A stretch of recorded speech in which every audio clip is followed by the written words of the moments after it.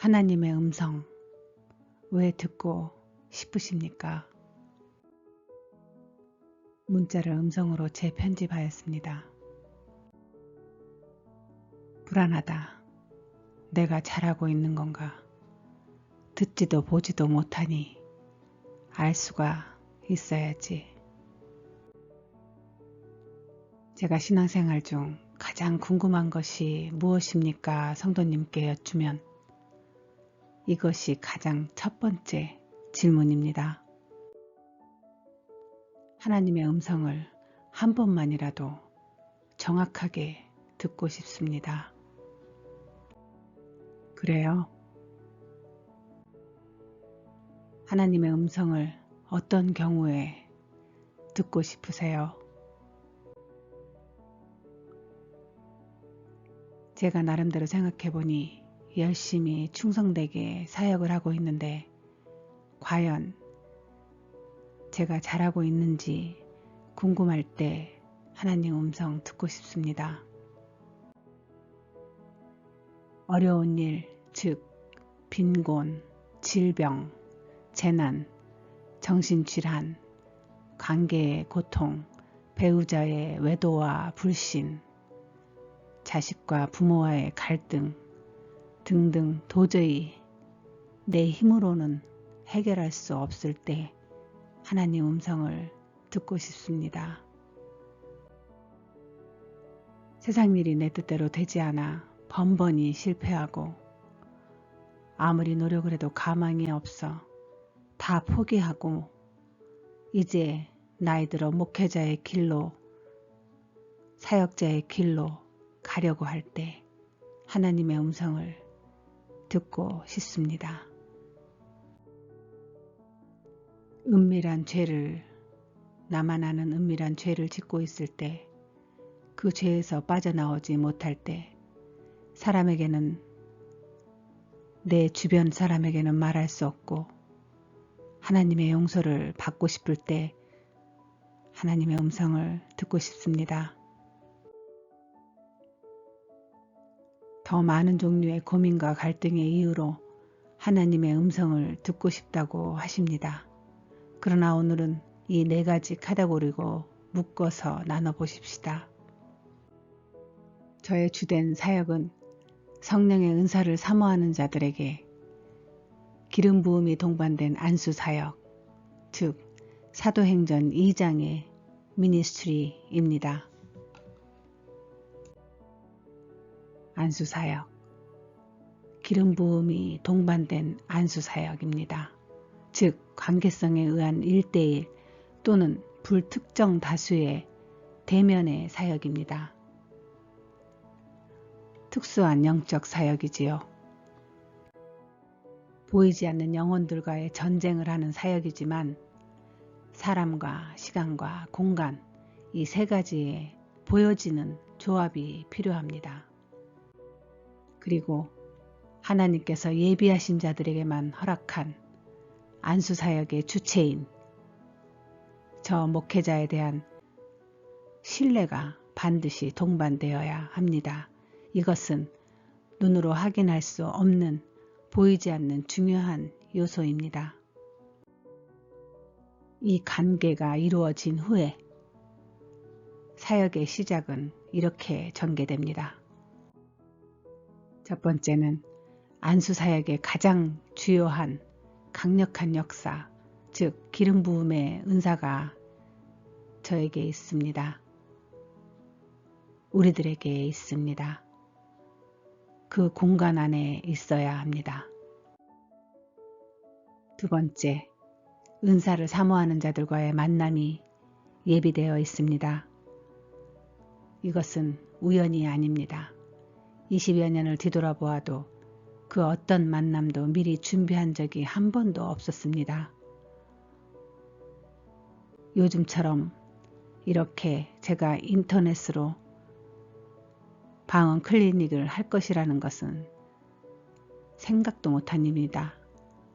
코비드라는 것으로 인해서 이미 주께서 코비드 전 저에게 말씀하셨기 때문에 저는 미리 준비하고 있었습니다.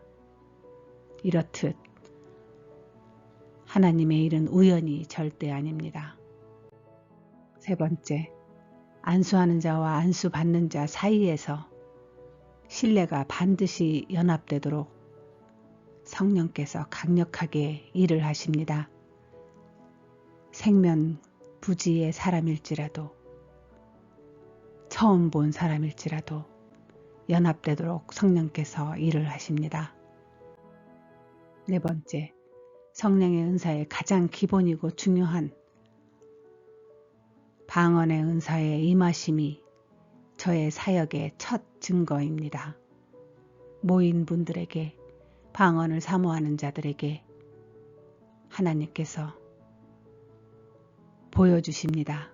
그들에게 방언이 임하도록 저와 그들의 눈앞에서 보여주십니다. 안수하고 안수받고 회개하고 통곡하고 성령 은사 받고 삶이 변하면서 하나님과의 만남과 축복을 누리는 시작점인 방언 은사의 증거로 나타납니다. 이런 사역, 이런 은사의 강력한 무게감을 느끼지 못하고 가볍게 여기면 어쩝니까? 자, 이제 안수사역의 다음 단계 비밀의 문을 엽시다. 여러분이 원하시는 하나님의 음성에 관한 문입니다. 방언의 은사가 임하신 분들 착각하시면 안 됩니다. 중요한 사실입니다. 방언 은사 받았다고 방금 전까지 당신의 영혼이 정결하고 선하고 신실하기에 성령께서 임하셨다고 착각하면 안 됩니다. 죄의 기름덩어리가 영혼에 덕지덕지 붙어 있어도 방언 은사를 받습니다.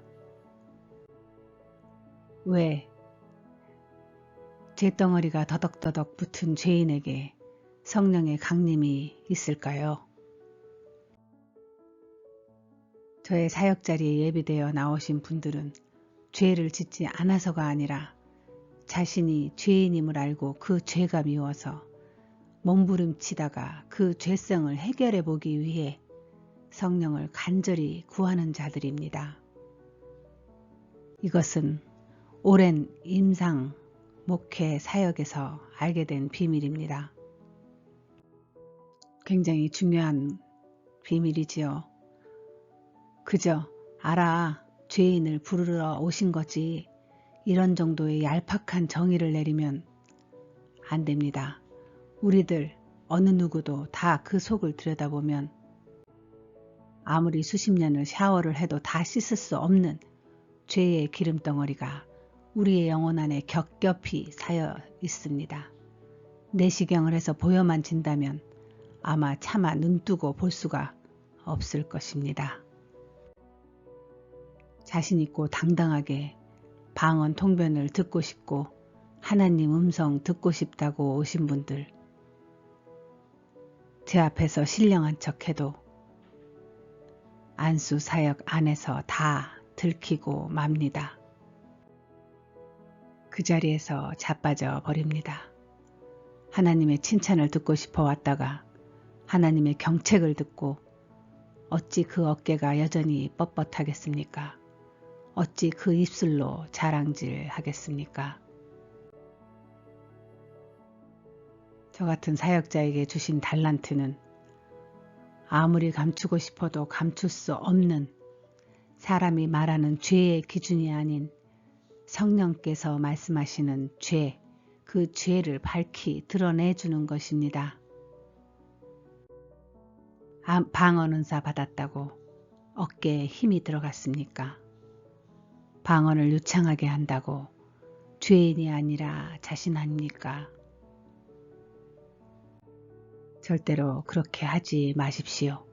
저와 같은 안수사역을 하는 목회자가 주위에 있으시면 그분들은 당신에게 차마 관계상 말은 하지 못하지만 다 알고 있습니다. 20년 동안 통변 예언해드린 그 많은 분들 믿어지지 않을 테지만 하나님의 칭찬, 잘했다, 충성된 종아, 말씀 전해드렸던 분이 거의 기억이 나지 않는다고 제가 말씀드렸지요. 하나님의 음성을 듣고자 하십니까? 자신이 있으십니까? 칭찬받으실 자신 있으세요? 아니면 죽겠다 하나님 나 좀 도와주세요. 맨날 어린아이같이 떼쓰고 젖달라 징징거릴 겁니까? 어려울 때마다 그래 이렇게 해봐라 저렇게 해봐라 하나님의 음성이 세상 사람들이 찾는 유명한 점집의 무속인처럼 동서남북의 방향과 방법을 일러주시기를 원합니까? 아니면 아직도 배우자에게 부끄러운 짓을 끊어내지 못하고 의심하게 만들고 불신으로 얼룩진 가정 만들어서 부인이나 남편이 하나님께 억울함과 진실을 알리기 위해 저와 같은 사역자를 찾아오게 만들 겁니까? 그렇다면 진실을 들어서 어찌하실 겁니까? 하나님의 음성이 이런 추악하고 더러운 죄의 분별을 위해 사용되어지기를 원하시는 겁니까? 아무리 노력해도 세상 일 안 된다고 목회자의 길로 가면 어떻겠냐고 나이 지긋한 장로님이 하나님의 음성이 궁금해서 오셨습니다. 아니 하나님의 일은 세상 일보다 쉽습니까? 하나님의 일은 마음만 먹으면 쉽게 된답디까? 하나님의 종은 세상의 패배자들을 사용한다고 누가 그럽디까? 정말 하나님의 음성이 듣고 싶으면 방언을 사모하고 생활화 하십시오.